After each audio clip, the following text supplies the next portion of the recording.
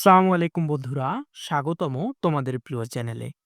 আজকে আমরা শিখব সপ্তম শ্রেণীর গণিতের অনুশীলনী ১.২ এর ১৫ নম্বর ম্যাথের সমাধান। তাহলে দেখো এখানে একটা ম্যাথ দেয়া আছে। তাহলে তোমরা চিন্তা করো তো এই টাইপের ম্যাথটা আমরা কিভাবে সলভ করতে পারি? একটু চিন্তা করো।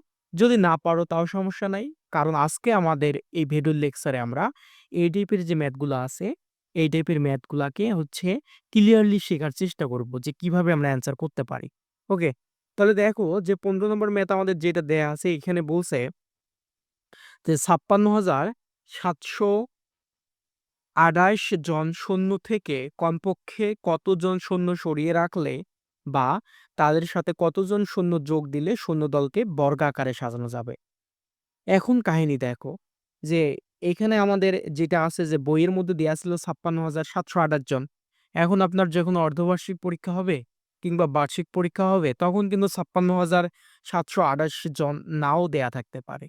তো অন্য একটা ডিজিট দেয়া থাকতে পারে। ধরেন যে ২০,০০০ দেয়া আছে অথবা ৩০,০০০ দেয়া আছে অথবা ধরেন ২৫,০৭২ জন দেয়া আছে। যেটাই দেয়া থাক, আমি আশা করব যে ভিডিওটা দেখার পর আপনি এই কনসেপ্ট সম্পর্কে একবারে ক্লিয়ার ধারণা পাবেন। ওকে?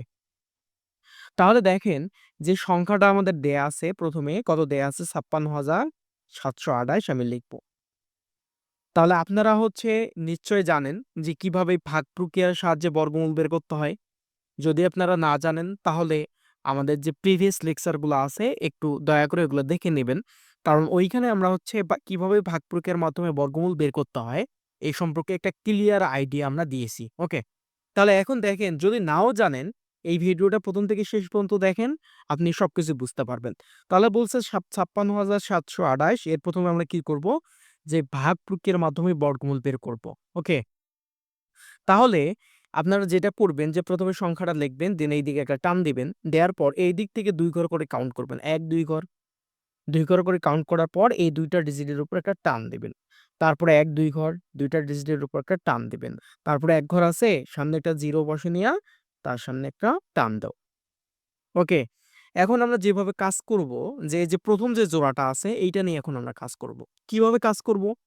এইখানে এমন একটা সংখ্যা বসাবো যার বর্গ করলে এই ১ম জোড়ার সমান হয়। যদি কোনোভাবে সমান না হয় তাহলে কি হইতে হবে? অবশ্যই ছোট হইতে হবে। দেখেন যে যদি আমি এইখানে ১ বসাই, সাপোজ যদি ১ বসাই, তাহলে ১ এর বর্গ কত? ১। তাহলে ৫ এর চেয়ে ১ অনেক ছোট না? সো ১ আমরা নিব না। তাহলে যদি ২ বসাই, ২ এর বর্গ কত? ৪, তাও ছোট।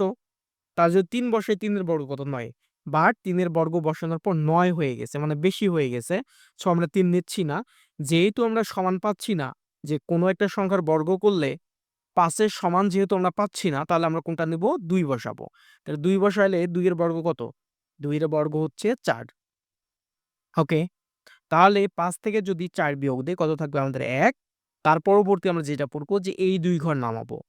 ২ ঘর কি আছে আমাদের? ৬, ৭। সো আমরা এটা নামাবো।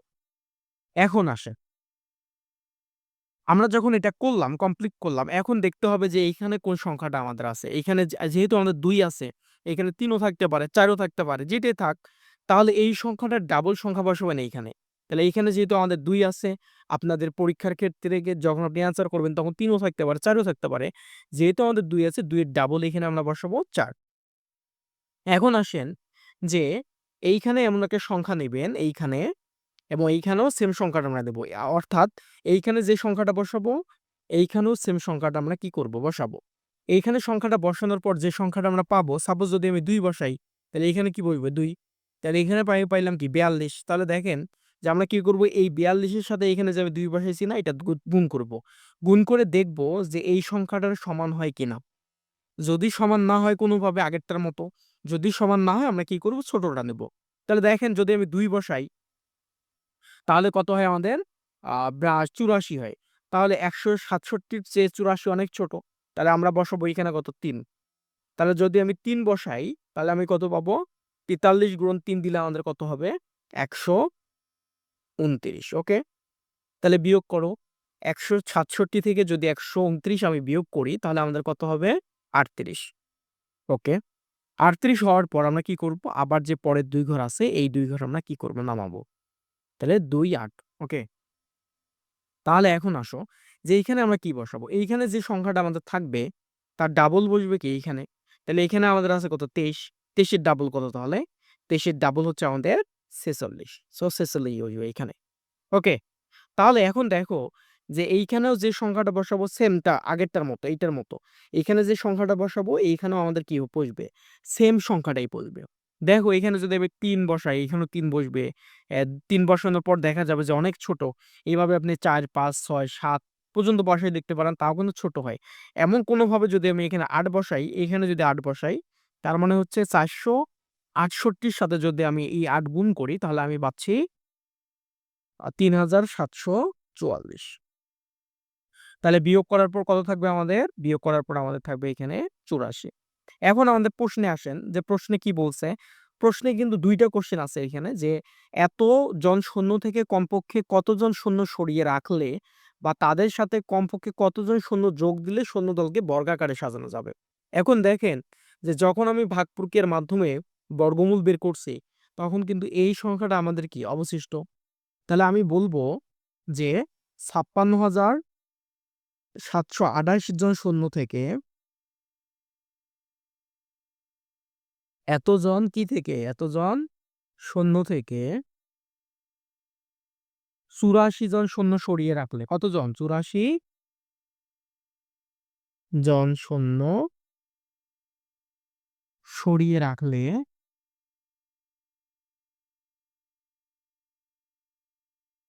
রাখলে শূন্যদলকে কি করা যাবে? শূন্যদলকে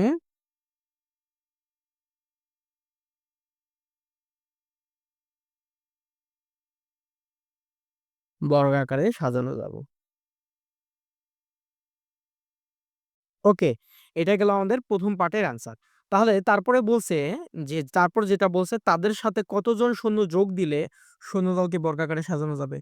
এখন আসেন একটা বিষয়ে, যখন আমরা এই সংখ্যাটার বর্গমূল বের করছি তখন আমাদের কত হইছে? ২৩৮। এখন দেখেন যে এই সংখ্যাটার সাথে যদি কোনোভাবে কিছু সংখ্যক শূন্য যোগ দেয়, তাহলে আমাদের যে বর্গমূল আমরা পাইছি এটা কি বৃদ্ধি পাবে না? অবশ্যই বৃদ্ধি পাবে। তাহলে যেহেতু আমাদের বর্গমূল বৃদ্ধি পাবে তাহলে আমি কি করব? যে অতএব যো ২৩৮ যে আমাদের আছে এখানে এই ২৩৮ এর সাথে ১ যোগ করব। ১ যোগ করার পর এই যে ২৩৮ তাহলে আমাদের কত হইলো এখানে? ২৩৯। ওকে? ২৩৯। এখন এই ২৩৯ এর আমি বর্গ বের করব। ২৩৯ এর বর্গ কত আমাদের? এটার বর্গ হচ্ছে ৫৭,১২১ জন। এখন দেখেন আমাদের শূন্য ছিল কতজন? ৫৬,৭২৮ জন। শূন্য ছিল ৫৬,৭২৮ জন। কিন্তু যখন আমাদের কোনোভাবে কিছু সংখ্যক শূন্য যোগ দিল, তখন আমাদের শূন্য সংখ্যা কত হইল? যে আমাদের বর্গমূল আমরা ১ বাড়াইছি। বাড়ানোর পর কি করছি? যদি কোনোভাবে শূন্য যোগ দেয় তাহলে আমাদের শূন্যের সংখ্যা কত? এতজন আমাদের হইতে হবে, তাই না? তাহলে অতএব শূন্য যোগ দিতে হবে। শূন্য যোগ দিবে। তাহলে দেখেন যে ২৩৯ এর বর্গমূল কত বর্গ কত পাইছি আমি? ৫৭,১২১। তাহলে আমাদের প্রিভিয়াস যে আমাদের কোশ্চেনে দেয়া ছিল শূন্য সংখ্যা ৫৬,৭২৮। এখন এটা যদি আপনি বিয়োগ করেন আপনি কত পাবেন? আপনি পাবেন হচ্ছে ৩৯৩ জন। অর্থাৎ আমরা যদি এই ৫৬,৭২৮ জনের সাথে ৩৯৩ জন শূন্য কি করি? যোগ দেই, তাহলে কেবলমাত্র এই শূন্য দলকে বর্গাকারে সাজানো যাবে। বোঝা গেছে? আমাদের আজকের লেকচার এই পর্যন্ত ছিল। হ্যাঁ, যদি কারো হচ্ছে বুঝতে সমস্যা হয় তাহলে অবশ্যই আপনারা হচ্ছে কমেন্ট করবেন। আ আশা করি যে আপনারা রিপ্লাই পাবেন। ধন্যবাদ সবাইকে।